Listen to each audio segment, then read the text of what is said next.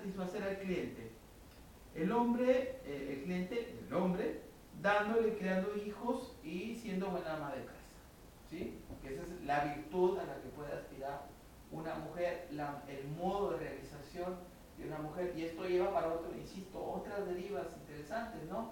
Es decir, la familia como el espacio de realización tradicional de la mujer y la familia como la estructura que al mismo tiempo limita o juzga y plantea un imaginario respecto de la mujer, ¿sí?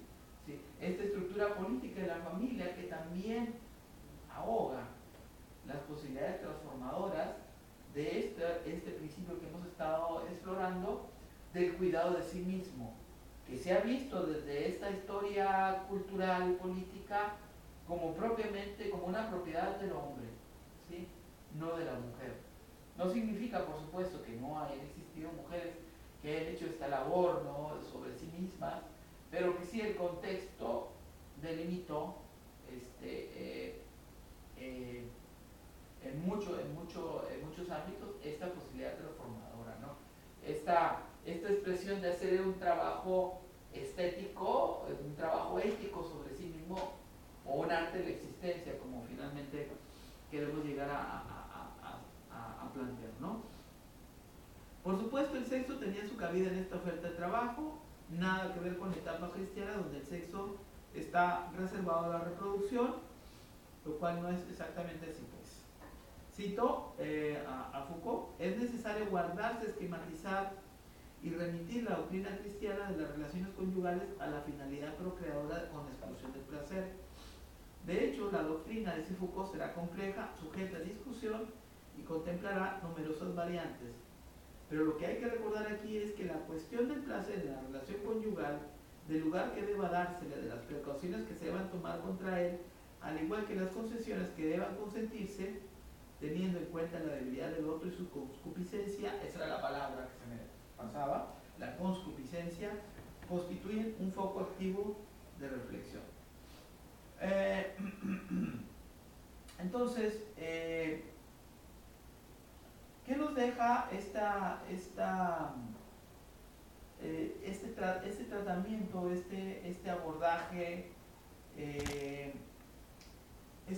que Foucault hace en el uso de los placeres respecto a la crisis, a la encratella, a la sofrosiné y a los afrodisia, que en la cultura antigua, dentro de estas elaboraciones del sujeto sobre sí mismo, del cuidado de sí, estos tres ámbitos que señalábamos, ¿no?, el ámbito de la dietética, el ámbito de la económica y el ámbito de la erótica, eran espacios de realización, espacios de crecimiento, ¿sí? Espacios donde el sujeto aprendía a configurarse de una manera distinta, a lograr sus propios fines, a establecer procesos de ascesis, ¿no?, que pudieran reflejar el dominio sobre sí mismo. Analizar cuáles fueron las transformaciones, en qué manera fueron evolucionando las prácticas. Bueno, nos dará los elementos para una historia, la continuación de una historia de la sexualidad y una historia de las relaciones entre sujeto y verdad. También cómo se irán transformando, digamos, estos roles, por ejemplo, de lo masculino y de lo femenino, es otra cuestión importante. Por último, nada más, algunas notas también. Esto lo tomo de una página de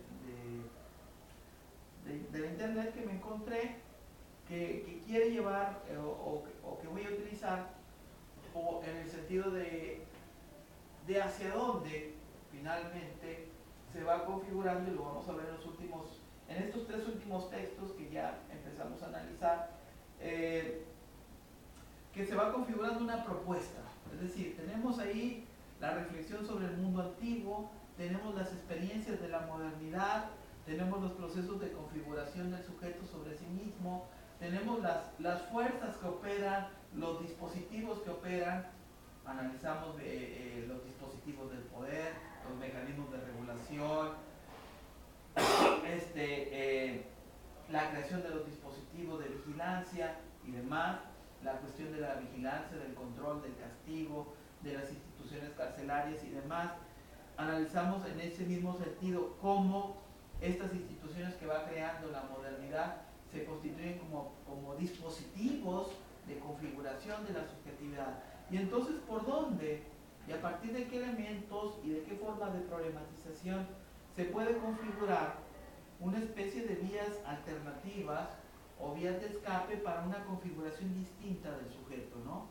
Dentro de los límites propios del sujeto, no de los límites de lo que está fuera de las posibilidades del sujeto, sino dentro de una cierta racionalidad que implica también una manera distinta del sujeto de reconocerse a sí mismo, que implica también un trabajo y una disposición del sujeto sobre sí mismo a partir de un reconocimiento también de lo que es, de los poderes que lo constituyan, del conjunto de presiones, moralidades, dispositivos, alternativas, condiciones, roles y demás, desde los cuales un sujeto, un individuo, está llamado a ser lo que es, ¿no? Y en qué medida este sujeto, en medio de ese juego de poderes, puede constituirse a sí mismo, a través de un trabajo sobre sí mismo, independientemente de todos los mecanismos de biopoder que operan hoy en el sujeto moderno, ¿no?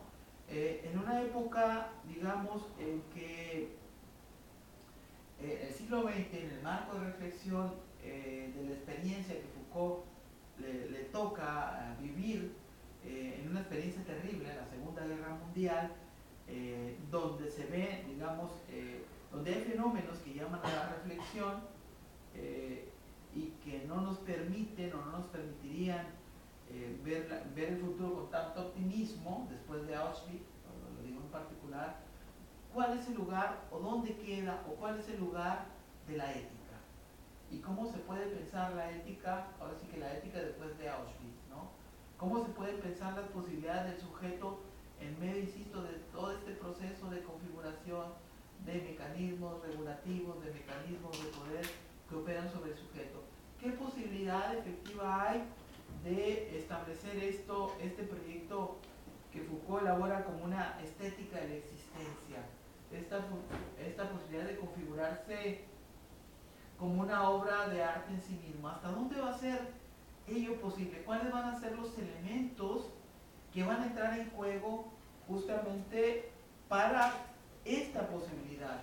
¿Sí? Bueno, estos elementos, que es el trayecto final, son los elementos que Foucault una y otra vez, en distintos momentos, en distintos sentidos, fue problematizando, fue elaborando, fue reflexionando en sus cursos del College de France, ¿no? Porque tenía que pensar en la experiencia de configuración de la modernidad, en la experiencia de confirmación de la subjetividad y en las alternativas posibles sin desconocer que finalmente, como decíamos, el comportamiento humano, la libertad humana siempre está mediada por las posibilidades y siempre está mediada por el conocimiento, y que la transformación, la autotransformación, la operación del sujeto sobre sí mismo se da a medio de un juego de tensiones, de un contexto de posibilidades, de elementos de voluntad, pero también de posibilidad para ser otro. ¿En qué medida, otra vez insisto y lo puntualizo, en qué medida, a través de qué dispositivos y a partir de qué operaciones concretas vamos a poder configurar nuestra vida, vamos pues a poder transformar nuestra subjetividad, vamos a poder hacer de nuestra vida una obra de arte? Eso lo vamos a estar viendo de alguna forma en estas últimas dos lecturas, ¿no? En este texto del coraje de la verdad, de alguna manera en la historia de la sexualidad, que ya hemos comentado algunas cuestiones. Bueno, por ahí habrá una elaboración. Creo que ya no me queda tiempo como para abordarlo ahorita. Yo creo que más bien son elementos como reflexivos para las próximas sesiones que tengamos, que van a ser una especie de cierre, ¿no? es posible dentro de toda esta experiencia que ha analizado, dentro de todo este recorrido que ha desarrollado Foucault, pensar en el marco de la realidad y de las posibilidades, pensar en un otro, ¿sí? Pensar en otra forma de ser, pensar en otro proceso de configuración de uno mismo. ¿De qué dependería este configurarse de una manera distinta? ¿Y cuál es el valor, que ya lo hemos empezado aquí a analizar, que tiene la reflexión sobre un tipo de problematización de algo ya pasado, como es el caso de la moral grecorromana? ¿Cuál es el valor que puede tener? El valor en términos de modélico o en términos de la propia problematización para un sujeto en el contexto de esta modernidad tardía o posmodernidad, ¿no? O hasta dónde esto podrá ser, como dirán los críticos de Foucault, una especie de sueño posmoderno, de dandismo intelectual, de individualismo extremo, donde un sujeto, al parecer, tendría que romper con la realidad misma para intentar configurarse como una obra de arte, ¿no? Con esta idea de belleza. Hay una especie de recuperación ahí interesante que vamos a estar discutiendo de esta idea de belleza y de lo bueno y de lo bello que nos recuerda a Platón como una posibilidad de la existencia misma, ¿no? ¿Es una utopía esto? Bueno, ya lo vamos a ver. ¿Okay? Dejamos aquí.